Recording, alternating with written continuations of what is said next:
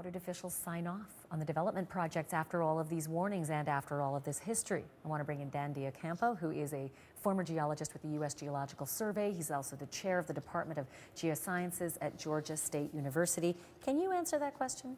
I think you've hit it right on the head, Ashlee. There really is, and it's not just with landslides. In a lot of cases, when we have natural disasters, we have the science. We know why these things happen, and in this case, where they might happen. But there's a disconnect between the science and policymakers. Well, and look, one of these officials, and I'm not going to call him a policymaker, he's head of emergency management. He's good at reacting to emergencies. Perhaps he's not part of the process of offsetting emergencies. He said we were caught completely off guard. Yeah. And look, I'm not one of those families right now looking for my buried loved one, but if I were, I'd be livid. I have a tremendous amount of empathy and respect for the people who are on the ground dealing with this right now. But I think as the days go forward, we need to find out where did something break down? Because clearly we have these reports on file, but there was a disconnect, and we have to understand why that happened. It's especially surprising in Washington State, because Washington is one of the strictest in the nation about professional licensure of geologists. Yeah.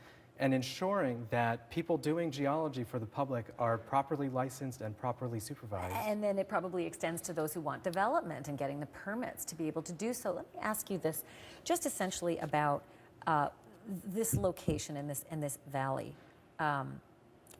Is this slide, can it move again? I mean, is it done with its damage? It is not done. The processes at work here have been going on for thousands of years, and they will continue to go on. As we've just learned, these sorts of slides have happened many times just in recent decades. So we need to monitor the situation, and there are geologists on the ground right now from the US Geological Survey, from Washington, from Washington institutions, that are working hard to understand these risks. Working hard, I get it, but at the same time, you know, it was only a few days ago they could hear people knocking and begging for help, and how do you temper that with, but this pile may keep going? What do you do?